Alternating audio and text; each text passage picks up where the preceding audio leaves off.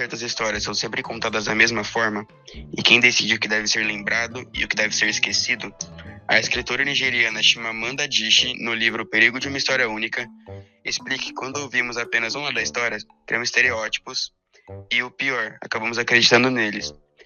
Ela mostra como a África foi reduzida a uma narrativa única de miséria e guerra, escondendo a riqueza de suas culturas, histórias e saberes. Mas e aqui no Brasil? Será que também contamos só uma versão da história? Sim, aqui também existe uma história única. E hoje a gente vai falar sobre a história única que foi construída na população negra brasileira.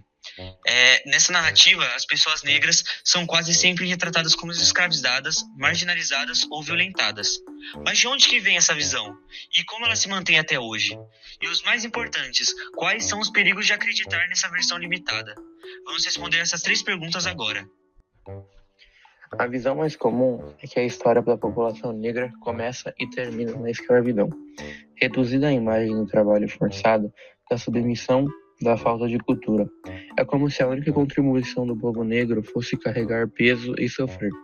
Essa ideia começou no período colonial, mas foi reforçada após a abolição, quando o Brasil não ofereceu acesso à terra, educação ou trabalho digno para os ex-escravizados. Ao contrário, culpabilizou-os pela própria pobreza. A cultura africana foi marginalizada, os heróis negros foram esquecidos e a identidade negra foi associada ao atraso. Essa história única não desapareceu com o tempo.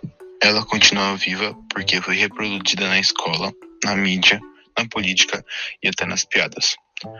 A televisão brasileira, por exemplo, durante décadas quase não mostrou personagens negros com destaque. E quando mostrava, era sempre como empregado, bandido ou até figurante.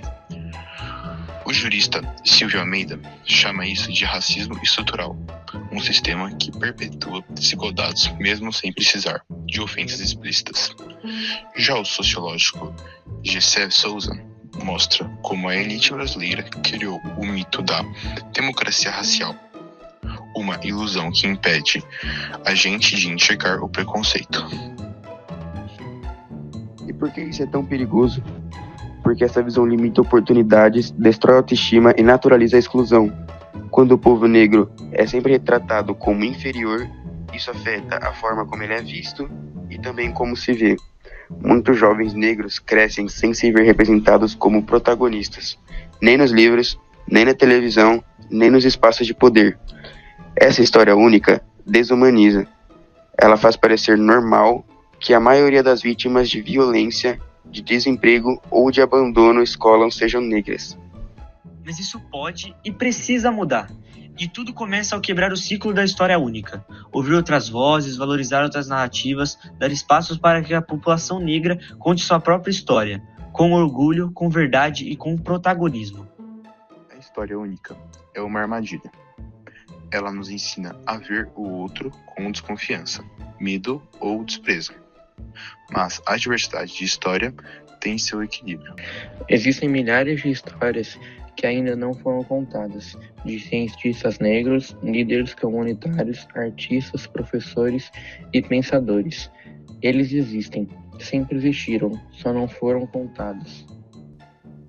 Por isso, fica a dica: desconfie da história contada por apenas uma voz, porque só quando ouvimos todas as vozes é que a verdade começa a aparecer.